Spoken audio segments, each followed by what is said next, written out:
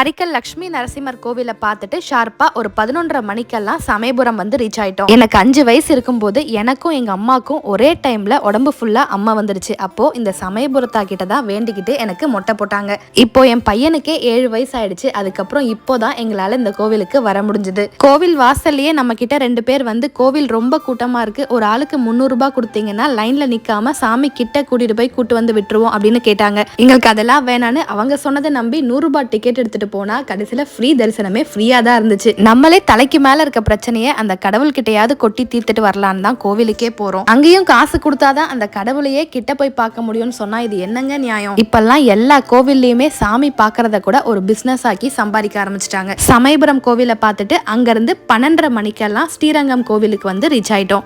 ரங்கநாயகி அம்மாவை பார்த்துட்டு வெளியே வந்து ரங்கநாதரை பார்க்க போறதுக்குள்ள அதை க்ளோஸ் பண்ணிட்டாங்க. ஒரு அரை மணி நேரம் வெயிட் பண்ணி ஓபன் பண்ணதுக்கு அப்புறம் ரங்கநாதரை போய் சிறப்பா தரிசனம் பண்ணிட்டு வந்துட்டோம். இந்த கோவிலை சுத்தி மொத்தமா 21 கோபுரம் இருக்குங்க. அவ்வளவு பெரிய கோவிலையும் சுத்தி வந்து ஒரு வழியா மெயின் கோபுரத்தையும் கண்டுபிடிச்சு தரிசனம் பண்ணிட்டு ஸ்ரீரங்கத்திலேயே ரொம்ப ஃபேமஸான முரளி காஃபியும் குடிச்சிட்டு அங்க இருந்து கிளம்பிட்டோம். நம்மளோட டிவோஷனல் ட்ரிப்ல அடுத்த எந்த கோவிலுக்கு போறோம்னு அடுத்த வீடியோல ஷேர் பண்றேன்.